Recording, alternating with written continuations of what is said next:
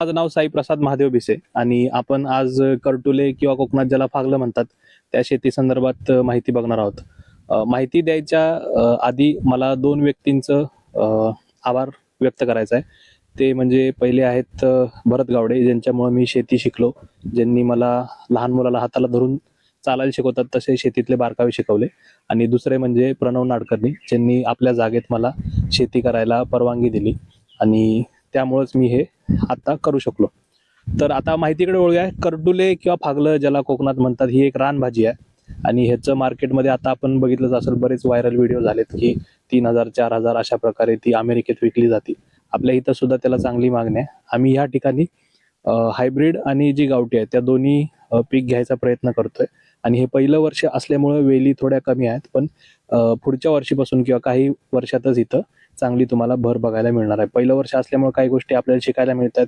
त्याच्यावरती कीड कुठली प्रादुर्भाव पडतो, फळमाशीचा ह्याला त्रास कसा असतो, त्याचं काही नियोजन करायला पाहिजे आणि संपूर्ण सेंद्रिय पद्धतीनं ही शेती करायचा आम्ही प्रयत्न करत आहोत. इथं बघू शकताय तुम्ही, करटुले लागलेले आहेत असे. आणि हे करटुले आत्ता पहिलं वर्ष असल्यामुळे लेट लागले, ते म्हणजे जून जुलै ऑगस्टमध्ये चालू झाले.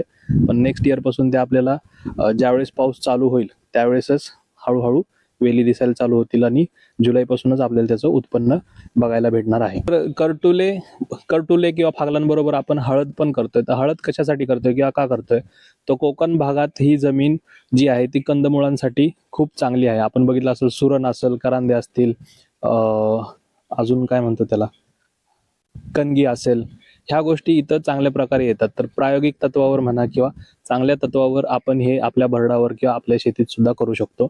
आणि हे एक असं पीक आहे जे आपण एकदा लावल्यावर ह्याला 9 महिन्यांनी काढणे, ह्याला सारखं सारखं तुम्हाला बघायची गरज नाही. एकदा ह्याची आपण जमीन प्रिपरेशन केली उन्हाळ्याच्या किंवा पावसाच्या पहिली किंवा मिरगाच्या दरम्यान, त्याच्यानंतर आपल्याला फक्त महिन्या दीड महिन्यांनी त्याची थोडीशी देखभाल घ्यायची आहे.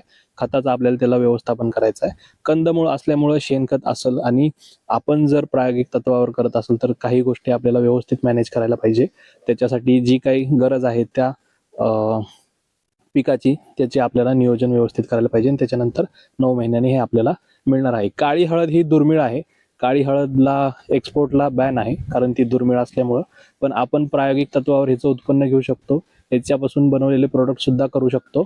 आणि काळी हळद, पांढरी हळद किंवा साधी हळद जी आहे ती आपण थोड्या प्रमाणात तिथं लावलेली आहे. ती सुद्धा आम्ही तुम्हाला दाखवूया की नेमकी काळी हळद, पांढरी हळद आणि साधी आपली जी सेलम हळद म्हणतो किंवा पिवळी हळद म्हणतो त्याच्यामध्ये काय फरक. तर ह्या ठिकाणी मित्रांनो, काळ्या हळदीबरोबर आपण थोडीशी पांढरी हळद किंवा ज्याला आंबे हळद म्हणतात, जी लोणच्यासाठी वापरली जाते किंवा ब्युटी प्रोडक्टसाठी वापरली जाते, ती एक डेमो म्हणून त्याची एक 4-5 झाडं लावले.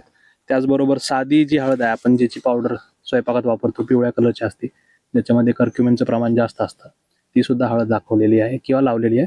सो दॅट एकाच ठिकाणी लोकांना जर ते व्हिजिटला आले तर ह्या गोष्टी बघायला मिळतील. फागो आहे आणि हे नर आणि मादी असे 2 प्रकार ह्याच्यात असतात आणि ह्याच्यामध्ये परागीभवन होण्यासाठी दोन्ही झाडं जवळजवळ असणं गरजेचं आहे. 6x6 डिस्टन्सवर एक मध्ये झाड लावल्यानंतर त्याच्यानंतर 8 झाडं जर साईडला लावली तर त्याचं परागीकरण व्यवस्थित होतं. आता हे परागीकरण व्यवस्थित होत असताना आपण इथं बघू शकतो की हे जे फूल आहे त्याच्या खाली थोडंसं असं हरभऱ्यासारखं म्हणा किंवा छोटी काकडीसारखं आपल्याला दिसतंय, ते मादी फूल आहे. आणि हे जे नर फूल आहे त्याच्या खाली बघा तुम्ही, थोडंसं पॅकेट असल्यासारखं किंवा पाऊच असल्यासारखं तुम्हाला इथं बघायला मिळणार. तर काय होतं, ह्या फुलातले जे परागकण आहेत किंवा परागकण आहेत ते ह्या फुलावर येतात आणि त्याच्यानंतर परागकण झाल्यानंतर ही करटुल्याची फळं धरायला चालू होतात. काही ठिकाणी लोक म्हणतात की फळं छोटी राहिली किंवा ती हरभरा एवढी होऊनच गळून गेली, तर त्याचं हे कारण आहे, त्या ठिकाणी परागीभवन होत नाहीये किंवा परागीकरण होत नाही. आता आपण कीटनाशक न मारायचं कारण तुम्हाला इथं बघू शकाल किंवा दिसू शकाल, इकडे वेगवेगळे मुंगळे आहेत. आता हे मुंगळे काय करतात, जे फुलांमध्ये कण आहेत ते घ्यायला ते येतात आणि ते घेत असताना ते दुसऱ्या फुलाकडे जातात. आता ज्यावेळेस ते दुसऱ्या फुलाकडे जाणार आहेत त्यावेळेस मेल परागीकरण ते फिमेल किंवा मादी फुलाकडे घेऊन जाणार आहेत आणि त्यावेळेसच त्या फुलांचं परागीभवन होणार आहे. तर काही ठिकाणी नर्सरी म्हणा किंवा पॉली हाऊसमध्ये लोक हाताने करतात, तर आपल्याला इथं हाताने करायची गरज नाही. अजून एक फरक तुम्हाला सांगतो, हायब्रिड असेल किंवा गावठी असेल, ह्या फागलांमध्ये फरक कसा ओळखायचा, तर हायब्रिडचे जे आहेत ते फुलं पांढरे असतात किंवा पेल व्हाईट असतात. आपल्या घराचा जो पांढरा कलर असतो किंवा आपण जो गाड्यांचा पेल व्हाईट कलर असतो त्या प्रकारे ती सफेद फुलं असतात. आणि ही फुलं आहेत ती पूर्णपणे पिवळ्या कलरची असतात. आणि ह्या फुलांमध्ये आणि दुसऱ्या फुलांमध्ये जर तुम्ही बघितलात तर थोडंसं कलरमध्ये जे पानाखाली असतात त्याच्यासाठी नीम स्प्रे आपण घेऊ शकतो. आणि सगळ्यात जास्त धोकादायक ह्याला जर म्हणाल तर फळमाशी असते. फळ लहान असताना त्याच्यात ती अंडी देते आणि ते फळ बाद करून टाकते. तर त्याच्यासाठी आपण काय केलंय, हे फळमाशी ट्रॅप लावलेत. आणि त्याच्याने काय होतं, फळमाशीला तो लूर जो आहे किंवा तो जो खाद्य आहे त्याला ते अट्रॅक्ट होतात वासाने आणि त्याच्यानंतर ते बाटलीत पडून जातात. आता हे उन्हात सुकल्यामुळे तुम्हाला कमी दिसत आहेत, पण असे आपण 8 ट्रॅप लावलेत आणि त्या 8 ट्रॅपमध्ये जवळजवळ 300 ते 400 माशा आहेत आपल्याकडं. म्हणजे एवढ्या माशांनी त्याच्यावरती नुकसान केलं असतं किंवा सुरुवातीला करत होते.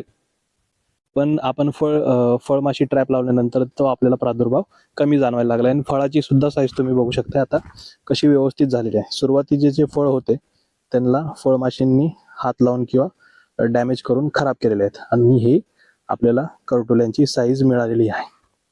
इथं आहे बघा, इथं आहे बघा. तर ही अशी फळधारणा झालेली आहे व्यवस्थित.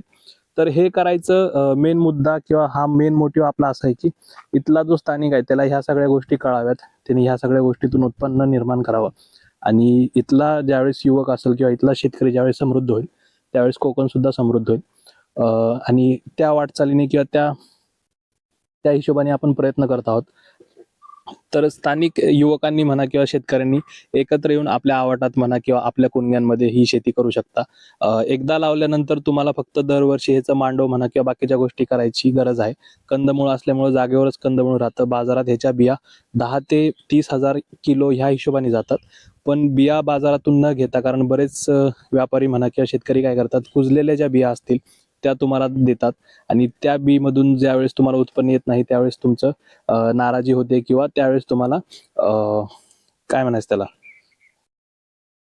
जरा जरा कट करा, त्यावेळेस तुम्हाला थोडंसं नैराश्य निर्माण झाल्यासारखं होतं, कारण उत्पन्न आपल्याला त्या हिशोबाने मिळत नाही. सो बाजारातून आपण करटुले घेऊन त्याचे बिया साठवून ह्याची उत्पन्न म्हणा किंवा लागवड करायला पाहिजे. कमीत कमी क्षेत्रापासून जास्तीत जास्त क्षेत्रात आपण ह्याची लागवड घेऊ शकतो. आता हे पीक थंडीमध्ये सुकून जाणार आहे. त्याच्यानंतर हे जे मदेसार आहेत त्याच्यात आपण दुसरं उत्पन्न घेऊ शकतो. कुळीत असेल, ज्याला हॉर्सशुग्राम म्हणतात, त्याची पण खूप डिमांड आहे. हे तुम्ही स्वतः विकू शकता.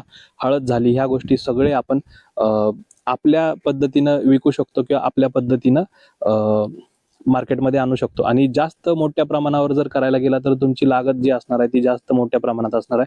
कमी प्रमाणात केल्यावर ह्याच्यात तुमच्या इथं ज्या काही बाधा येणार आहेत, आता तुम्ही इथं बघू शकता की आपण ज्यावेळेस हे सऱ्या केल्या होत्या किंवा खड्डे केले होते किंवा आपण जे दंडे धरले म्हणतो कोकणामध्ये ते केलं होतं, तर ही जवळजवळ 1 ते 2 फूटची, 1.5 ते 2 फूटची हाईट होती. आणि पावसामुळं ही जी माती आहे ती सगळी खाली आल्यामुळं ह्याच्यात आणि जे आपले दंडे आहेत त्याच्यामध्ये अंतर कमी राहिलेलं आहे. तर हा एक प्रॉब्लेम आपल्याला ह्यावेळेस जाणवला. तर मग आपण ह्याच्या पुढच्या वर्षी किंवा पुढं ज्यावेळेस काही करू त्यावेळेस ह्या गोष्टीची काळजी घेऊ. आणि मल्चिंग पेपर न टाकण्याचं म्हणा किंवा बाकीच्या गोष्टी न करण्याचं कारण पण हेच आहे की आता जे काही कंद आहेत किंवा याच्यावरती जे काही आहे, एकदा कंद गेल्यानंतर आपण त्या ठिकाणी दुसरं उत्पन्न सुद्धा घेऊ शकतो. त्याच्यामध्ये जे काही आपल्याला लावायचं आहे त्या पद्धतीने आपण त्याचा प्रयोग करू शकतो. जे म्हणलं की हायब्रिड आणि जे गावठी वाण आहे त्याच्यामध्ये काय फरक असतो, तर हे तुम्ही फुल बघत असाल ते हे पेल व्हाईट आहे. ह्याला पिवळसर किंवा फिक्कट पिवळा न म्हणता ह्याला पेल व्हाईट म्हणायला पाहिजे. आणि हे जे आहे ते गडद पिवळा आहे किंवा डार्क येलो आहे. तर त्याच्यावरून आपल्याला ह्याच्यातला फरक कळून येतो. आता आपण तुम्हाला हायब्रिड फळ आणि गावठी फळ कसं असतं ते सुद्धा दाखवूया. लाईव्ह ब्रेकिंग न्यूज चॅनल, अचूक बातमी, थेट हल्ला. कोकणातील ज्वलंत प्रश्नावर मर्मभेदी लिखाण करून सत्य मांडणारे निर्भीड चॅनल. लाईक करा, सबस्क्राईब करा आणि फॉलो करा.